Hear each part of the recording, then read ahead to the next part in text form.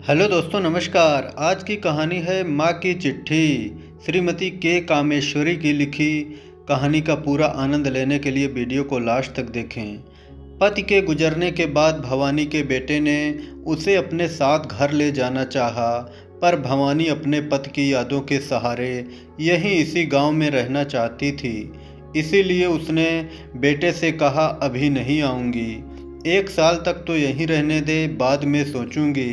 बेटे ने भी सोचा, ठीक है, 1 साल की तो बात है, बीच बीच में आकर देख लूँगा। ऐसा सोचकर वह अपनी पत्नी के साथ वापस चेन्नई चला गया। पूरा घर खाली होने के बाद भवानी अकेले ही घर में रह गई। बीते हुए दिनों की यादों ने उसे घेरा। ऐसा लगता था कि जैसे कल की ही बात है। भवानी जब 18 साल की थी तब ही उसकी शादी घनश्याम से हो गई थी। एकदम छुई मुई सी बनकर ढेरों सपनों को आंखों में सजाकर ससुराल में कदम रखा था। ससुराल में सब बहुत अच्छे थे। ससुराल में बहुत प्यार मिला था। कभी भी यह महसूस ही नहीं हुआ कि उसने अपना मायका छोड़ दिया है। घनश्याम तो उसे अपनी सखा समझता था। हर छोटी से छोटी बात उसे बताता था। उसका बहुत ध्यान देता था। दिन पंख लगाकर ऐसे उड़े कि पता ही नहीं चला। उस उड़ान भरने में सास ससुर पीछे रह गए, उन्हें छोड़कर चले गए। भवानी के भी 2 बच्चे हुए। लड़का बड़ा था, अमित, और प्यारी सी लड़की थी, रचना। कब बच्चे बड़े हो गए पता ही नहीं चला। साल महीने गुजर गए जैसे कि रात सुबह के आते ही छुप गई हो। अमित इंजीनियरिंग की पढ़ाई पूरी करके नौकरी भी करने लगा और रचना ने बीएससी कर लिया। जब अमित के दोस्त राघव ने अमित से रचना की शादी के बारे में पूछा, उसका कहना था कि अगर घर में ऐतराज़ ना हो तो वह रचना से शादी करेगा। तब हमें महसूस हुआ कि हमारे बच्चे वाकई बड़े हो गए हैं। कहते हैं ना कि नेकी और पूछ पूछ, राघव जैसा लड़का चिराग लेकर ढूंढने पर भी नहीं मिलेगा। हम सब उसे अच्छे से जानते थे और रचना ने भी कोई ऐतराज़ नहीं किया था। बस फिर क्या था, चट मंगनी पट ब्याह हो गया। राघव के घर में भी सिर्फ माँ ही थी। अकेला लड़का था। गांव में खेती बाड़ी और एक पुश्तैनी मकान था। माँ गांव में ही रहती थी। राघव के पास कभी कभी आकर 10-15 दिन रह जाती थी। रचना शादी के बाद राघव के साथ हैदराबाद चली गई। अमित की शादी भी उसके साथ ही नौकरी करने वाली लड़की दिशा से हो गई। वे दोनों चेन्नई में रहने लगे। इतने सालों से भरा पूरा परिवार था, अब सभी पंछियों के पर आ गए थे। वे अपने अपने ठिकानों को ढूंढते हुए अपनी मनचाही मंजिल की तरफ निकल गए और अंत में रह गए भवानी और घनश्याम। पहले तो दोनों को घर काटने के लिए दौड़ता था, परंतु दोनों अपने पुराने दिनों की याद में जी लिया करते थे। अब उनकी खट्टी मीठी यादों में उन्हें अपनी मेहनत, मुश्किलें और उनसे उभरने के लिए किए गए संघर्ष याद आते थे। दोनों को कभी जी भर कर बातें करने का समय नहीं मिलता था। आज वे अपनी जिंदगी जी रहे थे, परंतु विधि का विधान ने कुछ और ही तय किया था। एक रात घनश्याम बाथरूम में फिसल कर गिर गए और दीवार से सर के टकराने से वहीं उनकी मृत्यु हो गई। दोनों बच्चे आए। क्रियाकर्म के बाद बेटे ने बहुत जिद की अपने साथ चलने के लिए। भवानी ने 1 साल की मोहलत मांगी थी। देखते ही देखते 1 साल बिना पथ के ही गुजर गया। ईश्वर ने दोनों को 7 जन्मों का साथ दिया है, तो बीच में ही एक को ले जाकर नाइंसाफ़ी कैसे कर सकते हैं। अब साल होने को है। भवानी डर रही थी कि गांव की यादों को छोड़कर शहर की तरफ जाना पड़ेगा। कैसे मनाऊं बेटे को कि कुछ साल और यहीं अपने पति की यादों के सहारे जीना चाहती हूँ। उसने सोचा, ईश्वर के भरोसे छोड़ देती हूँ, जैसा होना है वैसा ही होगा। होनी को कौन टाल सकता है। तभी फ़ोन की घंटी बजती है। भवानी अपने ख्यालों की दुनिया से बाहर आई और फ़ोन उठाया तो रचना थी। माँ कैसी है? इधर उधर की बातें करने के बाद उसने कहा, माँ पिताजी को गए 1 साल हो जाएगा और बरसी पर आकर आपको भाई अपने साथ ले जाएगा। इसलिए मैं सोच रही थी कि थोड़े दिन आप मेरे पास भी आकर रहेंगी तो हमें भी अच्छा लगेगा। बच्चे आपको बहुत याद करते हैं। बोलिए कब की टिकट कराऊं? भवानी ने कहा, रुक जा, मैं सोचकर बताऊंगी। इतनी भी क्या जल्दी है? पड़ोस में रहने वाली रुक्मणी देवी का बेटा भी हैदराबाद में ही रहता है। वह अपने माता पिता से मिलने आया था तो भवानी ने उसके साथ जाने का फैसला कर लिया और टिकट कटाकर रचना को बताया। भवानी ने वहाँ नाती नाते के लिए कुछ नमकीन और मिठाइयाँ बनाया और ट्रेन में सवार होकर चली गई। राघव स्टेशन पर लेने आया। घर पहुंचकर रचना और बच्चों को गले लगाया। तभी देखा रचना की सास सरला भी वहाँ थी। उन्हें नमस्ते किया और हालचाल पूछा। भवानी ने देखा सरला जी बहुत ही कमज़ोर दिखाई दे रही थी। पहले जैसा जोश उनमें दिखाई नहीं दे रहा था। बच्चों ने नानी को घेर लिया। उनके लाए हुए सामानों पर टूट पड़े। उनकी तरफ हंसते हुए देखा और नहाने चली गई। रचना ने खाना परोसा। सबने मिलकर खाना खाया। खाना खाते समय भी सरला जी ने कुछ नहीं कहा। थोड़ा सा खाकर वे उठ गई। भवानी ने देखा सरला पूरे घर का काम अकेले ही कर रही हैं। झाड़ू पोंछा कपड़े धोना सब काम करके वे अपने कमरे में आराम करने गई कि नहीं। रचना ने पुकारा, माँ जी आपने पेड़ों में पानी नहीं डाला है। वे फिर वापस आ गई और पेड़ों को पानी देने लगी। जब भवानी ने रचना से कहा, रचना तुम्हारे पास इतने नौकर थे, वे सब कहाँ गए? सरला जी क्यों काम कर रही हैं? रचना ने कहा, माँ आप नहीं जानती, ये इतनी चंट हैं कि बीमारी का बहाना करके यहाँ रहने आ गई हैं। 5 महीने हो गए हैं, अभी भी यहीं ही हैं। मैं इतने काम अकेले कैसे करती? बोलिए वैसे भी मेहमान आए हैं, यहीं रहने आ गई हैं। फिर मैं अकेले इतने लोगों का काम क्यों करूं?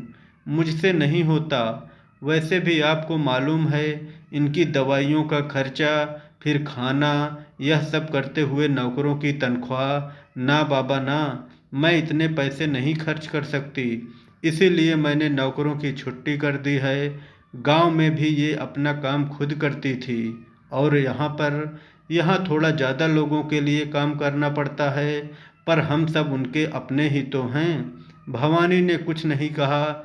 रचना हमेशा माँ से चिपकी रहती थी, इसलिए भवानी को सरला से बात करने का मौका ही नहीं मिलता था। भवानी को आए 5 दिन हो गए थे।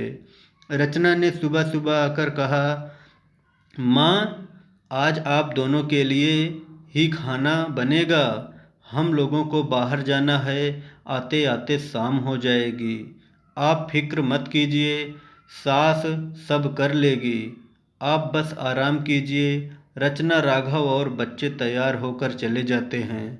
जाते जाते रचना ने अपनी सास को बहुत सारे काम दिए कि हम नहीं हैं तो आराम मत कीजिए, एक्स्ट्रा काम कर लीजिए, और चली गई। भवानी बैठक में बैठी थी। सरला ने खाना बनाया और रचना के बताए काम करने लगी।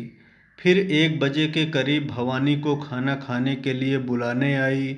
भवानी ने उन्हें अपने पास बिठाया और कहा, आप कैसी हैं? उनके इतने कहते ही सरला रोने लगी। भवानी ने उन्हें रोकने की कोशिश नहीं की। 10 मिनट रोने के बाद वे संभली और कहा, मैं ठीक हूँ। आपके पास अपना मकान खेती बाड़ी सब थी ना, फिर आप इनके पास यहाँ? सरला ने बताया कि गांव के मकान को इन लोगों ने बेचकर यहाँ 2 घर दोनों बच्चों के नाम खरीद लिया है और मुझे यह कहकर यहाँ लाए कि इस उम्र में अकेले नहीं रहना, हमारे साथ रहें। वैसे भी आजकल थोड़ी सुस्ती सी रहती थी। सोचा चलो अपनों के साथ रह लूँगी तो मन को आराम मिलेगा।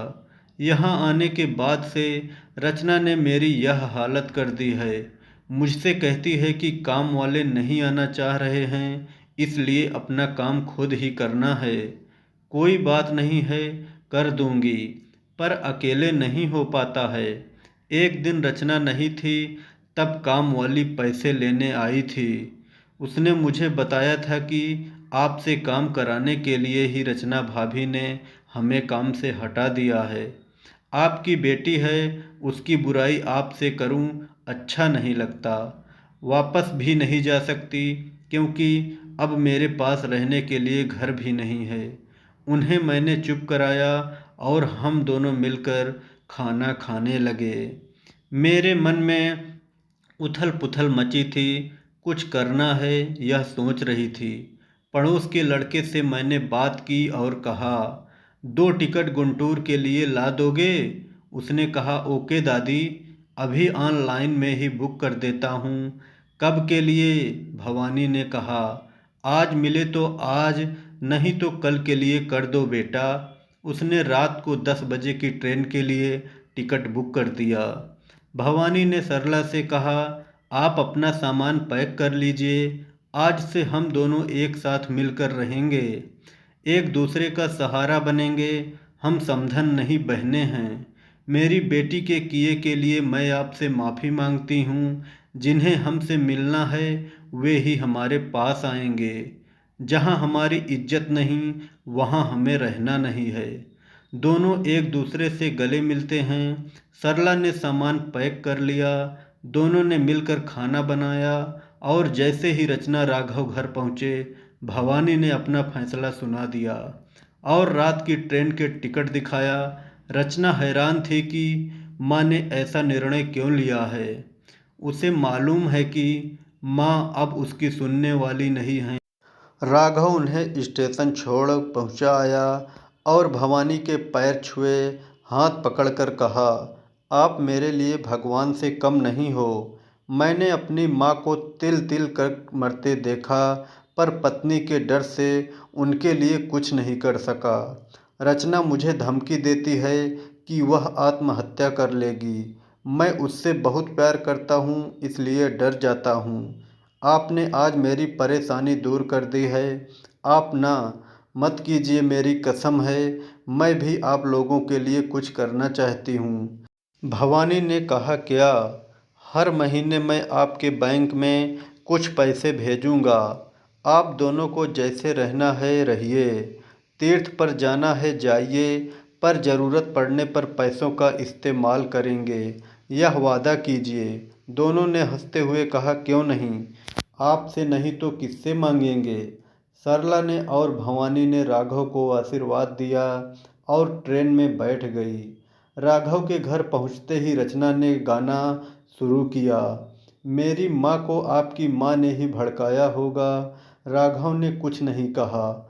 रचना तंग आकर कुड़कुड़ करते हुए सो गई। दूसरे दिन ही उसने काम वाली बाई, खाना बनाने वाली बाई और गार्डनर को फ़ोन करके बुला लिया। रचना सोच रही थी कि यह माँ को क्या हो गया है। उन्हें तो भाई के साथ चेन्नई जाना था, ज़बरदस्ती मेरी सास को भी अपने साथ ले गई हैं। उन्हें समझना तो मेरे बश की बात नहीं है। वहाँ पहुँचने के बाद फ़ोन भी नहीं किया है, मैं भी नहीं करूँगी। उनकी ही बेटी हूँ ना। देखती हूँ कब तक मुझसे नाराज़ रहेंगी। तभी रचना के नाम कोरियर आता है। उसे समझ में नहीं आ रहा था कि उसके नाम किसने कोरियर भेजा है। वह क्या है, देखने के लिए खोला तो देखा, उसमें एक खत है। जल्दी से खोल कर देखा कि उस खत लिखने वाला कौन है, और वह भी आज के ज़माने में। खत खोला और पढ़ना शुरू किया। अरे, यह तो माँ का खत है, मुझे मनाने के लिए लिखी हैं। मैं खुश हो गई, पढ़ने लगी। मेरी प्यारी परी, सोच रही होगी ना कि मैं खत क्यों लिख रही हूँ। तुम्हारे घर में सास के प्रति तुम्हारे बर्ताव को देखने के बाद मेरा दिल बहुत दुखी हो गया था। मैंने कभी सपने में भी नहीं सोचा था कि मेरी बेटी बड़ों के साथ इस तरह व्यवहार कर सकती है। तुमने बचपन से मुझे अपनी दादी के साथ देखा, कभी भी मैंने उनके साथ गलत व्यवहार किया था? क्या? और तुमने तो हद कर दी है। सारे नौकरों की छुट्टी करके अपनी माँ समान सास से काम कराया, यह कहते हुए कि 2 वक्त का खाना और दवाइयाँ दे रही हूँ। तुम कमा रही हो ना? उनका बेटा, जिन्हें उन्होंने पति की मृत्यु के बाद बहुत ही मेहनत और मुश्किलें झेलकर पढ़ाया है, वह कमा रहा है। सास का हक है।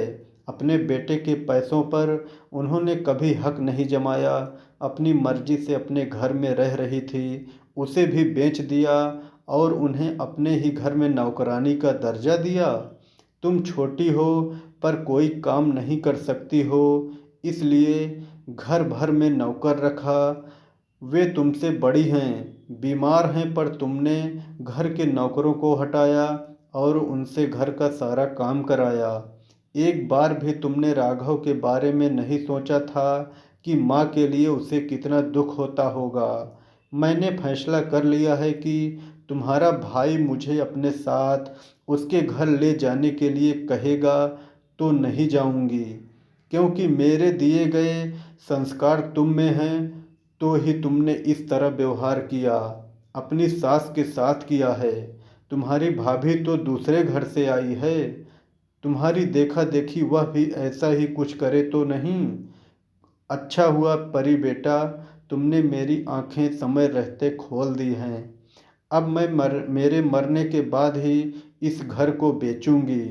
तुम्हारी सास के समान बच्चों की बातों में नहीं आऊंगी। और एक बात कान खोलकर सुन लो, तुम्हारी सास और मैं एक दूसरे का सहारा बनकर यहीं रहेंगे।